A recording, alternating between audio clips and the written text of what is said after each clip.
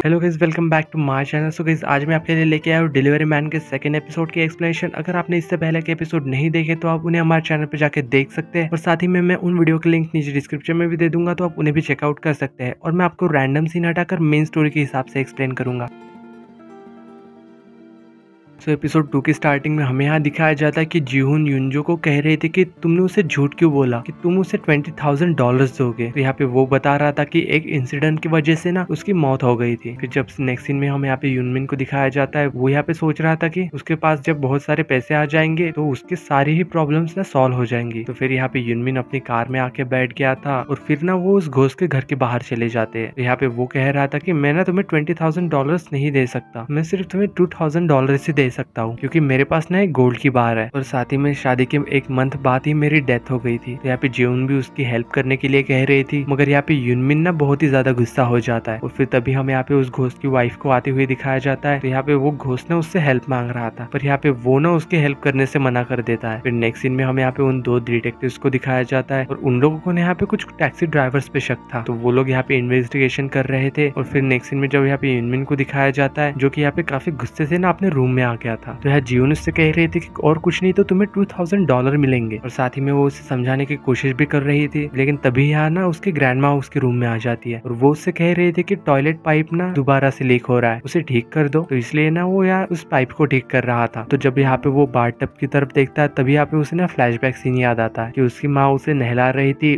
और उसे ना बाथटब में नहाने का काफी ज्यादा शौक था। तो यहाँ पे उसकी मदर उसे प्रॉमिस कर रही थी कि वो ना उसके लिए बाथटब लेगी। और दूसरी तरफ हमें यहाँ पे जीवन को दिखाया जाता है, जो कि यहाँ पे उन दोनों की पिक्चर्स देख रही थी, और वो यहाँ पे ना फिर उसी के घर में सो जाती है। फिर नेक्स्ट डे हमें दिखाया जाता है कि यहाँ जीवन यूनू से कह रही थी कि प्लीज तुम अपनी टैक्सी मत बेचो, और यहाँ वो ना उससे कोई भी बात नहीं कर रहा था। और फिर यहाँ पे यूमिन उसी घोस्ट के घर के बाहर आ जाता है, और वो ना यहाँ पे उसकी हेल्प करने के लिए तैयार हो गया था। तो यहाँ पे वो घोस्ट उसे बता रहा था कि उसने एक मोबाइल फोन के अंदर उस गोल्ड बार को रखा हुआ है। तो यहाँ यंगमिन उससे कह रहा था कि हमें ना किसी तरह से घर के अंदर जाना होगा। तो यहाँ जीवन उससे कह रही थी कि हमें ना अपने बारे में सब कुछ बता। तो वो उसे बता रहा था कि मैं अपने तो यहाँ वो उन्हें बता रहा था कि मैं अपनी वाइफ से ना ऑर्फनेज में मिला था, और हमें ये पता नहीं था कि हम कभी डेट करेंगे। और उसके बाद ना हम फिर से दोबारा एक कैफे में मिले थे, और साथ ही में वो दोनों एक साथ काम कर रहे थे, और इसी तरह से उन्हें ना एक दूसरे से प्यार हो गया था। फिर जब हमें यहाँ दिखाया जाता है कि वो ना उस घोस्ट के दोस्त का कजन बन के वहाँ आ गया था। तो यहाँ पे वो ना इतनी अच्छी एक्टिंग करता है कि उसकी वाइफ ना उसे अंदर बुला लेती है। और तभी हमें यहाँ पे कुछ देर पहले का सीन दिखाया जाता है, जहाँ पे वो घोस्ट ना अपने घर का सारा नक्शा उसे समझा रहा था कि इस रूम में ना मोबाइल पड़ा हुआ है। तो यहाँ पे यूनू उससे कह रहा था कि तुम तो रेंट के घर पे रहते हो ना, तो मैं ना उसे डॉक्यूमेंट्स के बहाने से वहां से भेज दूंगा। तो तभी यहाँ पे वो उसकी वाइफ से पेपर बुलवाता है। तो जीहुन ना यहाँ पे उस पे नजर रख रही थी, और दूसरी तरफ यहाँ पे युनमिन वो मोबाइल ढूंढता है, और उसे वो मोबाइल मिल भी जाता है, पर उसके अंदर ना गोल्ड बार थी ही नहीं। और तभी यहाँ पे उसकी वाइफ को भी पेपर्स मिल गए थे। तो जीहुन ना उसे बता देती है, वो ना यहाँ पे असल में पहले ही आके बैठा हुआ था। और तभी हमें यहाँ पे फिर से फ्लैशबैक सीन दिखाया जाता है कि एसी के अंदर से युनवू को वो ना गोल्ड बार मिल ही जाता है। कि तभी यहाँ पे उस घोस्ट की वाइफ को कॉल आती है कि उन्हें कंपनसेशन प्रोसेस के लिए आना होगा। और फिर बाद में वो सभी लोग हॉस्पिटल जाते हैं, मगर यहाँ जीहुन को ना उस टैक्सी के अंदर ही रुकना पड़ता है, क्योंकि वो तो टैक्सी से दूर ही नहीं जा सकती। नेक्स्ट सीन में जब हमें यहाँ पे डिटेक्टिव को दिखाया जाता है, जो कि युनमिन की ग्रैंडमा के पास आए थे। तो यहाँ पे उसकी ग्रैंडमा उससे पूछ रही थी कि युनमिन की मदर का जिसने एक्सीडेंट किया था क्या उसका पता चला। तो वो दोनों कह रहे थे कि नहीं। तो उन्हें यहाँ पे पता चलता है कि युनमिन की मदर की ना डेथ हो चुकी है। और यहाँ डिटेक्टिव उससे पूछ रहे थे कि आपको टैक्सी में कुछ अजीब लगा। और तभी यहाँ पे ना वो युनमिन को कॉल कर देती है, और वो यहाँ पे युनमिन से पूछ रही थी। यहाँ युनमिन उन्हें बता रहा था कि डैश कैम नहीं था। और फिर यहाँ पे डिटेक्टिव वापस आ गए थे, और वो कह रहे थे कि हमें ना सीसीटीवी फुटेज को दोबारा से चेक करना पड़ेगा। फिर नेक्स्ट सीन में हमें यहाँ पे हॉस्पिटल में दिखाया जाता है, जहाँ पे उस घोस्ट की वाइफ ना कंपनसेशन के लिए साइन करने वाली थी कि तभी यहाँ पे ग्युंजल की मदर वहाँ आ जाती है, और वो ना यहाँ पे काफी ज्यादा रो रही थी। तो जब यहाँ पे वो लोग डॉक्यूमेंट चेक करते हैं, तो वो ना असल में उसकी मदर के ही थे। तो यहाँ पे उसकी मदर कह रही थी कि वो ना प्रिजन में थी, और वो यहाँ पे उन्हें कुछ पैसे दिखाती है, और उनसे कह रही थी कि ये पैसे ना मैंने अपने बेटे के लिए जमा किए थे। और साथ ही में उसके अंदर एक ड्राइंग भी थी, और उसके बचपन की एक पिक्चर भी। फिर जब हमें नेक्स्ट दिन में उसके फ्यूनरल पे दिखाया जाता है कि यहाँ सभी लोग मौजूद थे, और यहाँ पे उसकी मदर कह रही थी कि मेरे बेटे को ना कीवी काफी ज्यादा पसंद है। तो यहाँ बेगजुन उससे कह रहा था कि मुझे तो कीवी से एलर्जी है। और फिर जब यहाँ पे उसकी मदर उसकी वाइफ से बैठ के बातें कर रही थी, तो उसकी वाइफ यहाँ बता रही थी कि हमने अपनी मैरिज को अभी तक रजिस्टर ही नहीं किया। तो तभी ना हम यहाँ पे उसकी मदर के फेस पे पे एक इवल सी स्माइल देखते हैं। जब वो लोग यहाँ से जा रहे थे तभी फिर से उस घोस्ट की वाइफ को कॉल आ जाता है कि बेगजू की मदर ना सारे कंपनसेशन अपने नाम कर रही है। जब वो यहाँ पे जाके उसकी मदर से बात करती है तो यहाँ पे उसकी मदर कहती है कि तुमने क्यों नहीं अपनी मैरिज को रजिस्टर करवाया, वो मेरी ना कुछ फाइनेंशियल प्रॉब्लम चल रही है और ये ना मैं अपनी बेटी की तरफ से लास्ट गिफ्ट समझ के रख रही हूँ और साथ ही में मैंने तुम्हें कुछ पैसे दिए तो है ना। और वो ये सब कह के वहाँ से चली जाती है। तो यहाँ पे हम इन दोनों को दिखाया जाता है कि ये दोनों असल में फ्रॉड थे, असल में ये ना उस घोस्ट की रियल मॉम नहीं थी। और फिर जब यहाँ पे यूनमिन और जीहू घर आ जाते थे तो यूनमिन उससे कह रहा था कि वो ना असल में उसकी रियल मदर नहीं थी, क्योंकि उसने बताया था कि उसे कीवी से एलर्जी है और कोई भी माँ ना अपने बेटे के ऐसी चीजों को नहीं भूल सकती क्योंकि वो उसकी रियल मदर है ही नहीं। तो यहाँ पे फिर वो उसकी मदर के बारे में पूछती है तो यहाँ पे ये बताता है कि उसकी मदर की ना डेथ हो गई है एक्सीडेंट में। फिर जब हमें यहाँ पे नेक्स्ट डे दिखाया जाता है कि यूनमी और जेहून उस लेडी के दिए हुए एड्रेस पे आते हैं और वो घर ना उस घोस्ट के रियल मॉम का था। तो यहाँ पे वो देखते हैं तो उन्हें एक पिक्चर मिलती है जिसमें वही लेडी और उस घोस्ट की रियल मदर थी। तो यहाँ पे वो उस घोस्ट को दिखाता है तो वो घोस्ट पहचान जाता है कि ये वाली ना मेरी मदर है। और जब ये सारी बातें जाके उस घोस्ट की वाइफ को बता रहा था और फिर नेक्स्ट सीन में वो सब लोग ना उसे फिंगरप्रिंट के बहाने यहाँ बुलाते हैं ताकि हम लोग ना उसके हाथ पे निशान दे सके। और हमें यहाँ दिखाया जाता है कि उसके दोनों हाथ पे ना एक स्कार था। और जब यहाँ पे वो लेडी अपना थंबप्रिंट लगाती है तो वो देखते हैं कि उसकी फिंगरप्रिंट तो है ही नहीं और वो यहाँ पे उसके वजह पूछ रहे थे। तो यहाँ पे वो बता रही थी कि मैं ना काफी ज्यादा हार्ड वर्क करती हूँ, इस वजह से मेरे फिंगरप्रिंट्स ना मिट गए हैं। तो यहाँ पे इस लेडी को पता चल जाता है कि ये सब ना उसकी असलियत जानना चाहते हैं और वो यहाँ पे ना उल्टा उन्हीं लोगों पे गुस्सा होने लग जाती है। और वो यहाँ पे ना यूनमिन और उसकी वाइफ को काफी ज्यादा बुरा भला कहना शुरू कर देती है। और साथ ही में यहाँ पे वो अपने बाल तोड़ के कहती है कि ये लोग मेरा डीएनए टेस्ट करवा लो चाहे तो। यहाँ पे इन सबको तो पता है वो तो जिंदा ही नहीं है तो डीएनए टेस्ट कैसे करवाएंगे।